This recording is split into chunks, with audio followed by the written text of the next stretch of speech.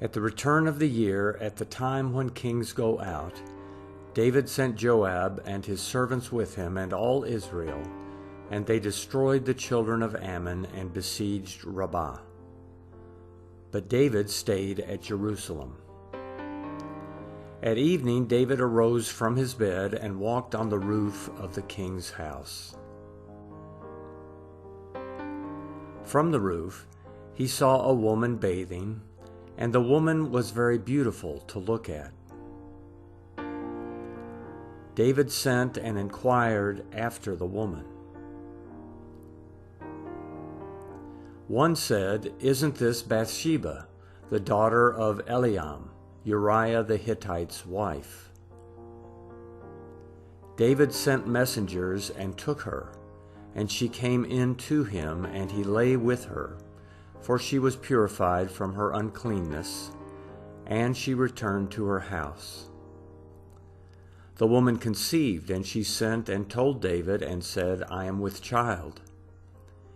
David sent to Joab, "Send me Uriah the Hittite." Joab sent Uriah to David. When Uriah had come to him, David asked him how Joab did, and how the people fared, and how the war prospered.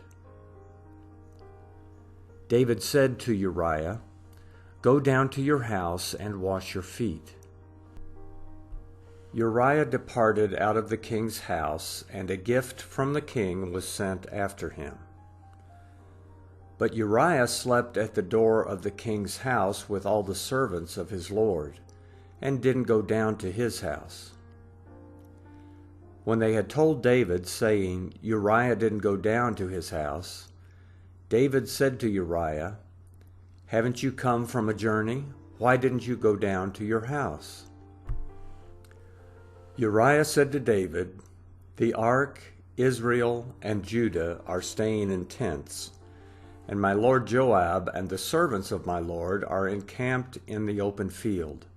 Shall I then go into my house to eat and to drink and to lie with my wife? As you live, and as your soul lives, I will not do this thing." David said to Uriah, "Stay here today also, and tomorrow I will let you depart." So Uriah stayed in Jerusalem that day and the next day. When David had called him, he ate and drank before him, and he made him drunk.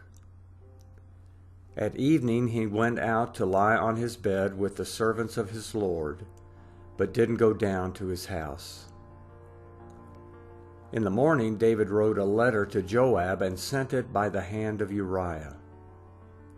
He wrote in the letter, saying, "Send Uriah to the forefront of the hottest battle and retreat from him, that he may be struck and die."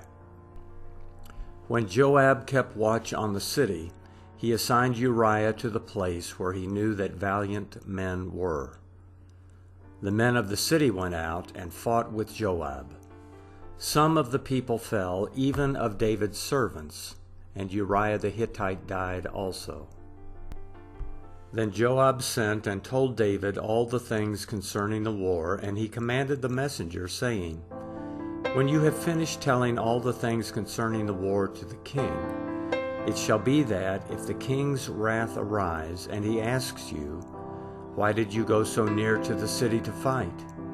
Didn't you know that they would shoot from the wall? Who struck Abimelech, the son of Jerubbesheth? Didn't a woman cast an upper millstone on him from the wall so that he died at Thebez? Why did you go so near the wall?' Then you shall say, 'Your servant Uriah the Hittite is also dead.'" So the messenger went and came and showed David all that Joab had sent him for. The messenger said to David, "The men prevailed against us, and came out to us into the field, and we were on them even to the entrance of the gate. The shooters shot at your servants from off the wall, and some of the king's servants are dead, and your servant Uriah the Hittite is also dead." Then David said to the messenger, "Tell Joab, don't let this thing displease you, for the sword devours one as well as another. Make your battle stronger against the city and overthrow it. Encourage him." When Uriah's wife heard that Uriah her husband was dead, she mourned for her husband. When the mourning was past, David sent and took her home to his house, and she became his wife and bore him a son. But the thing that David had done displeased Yahweh.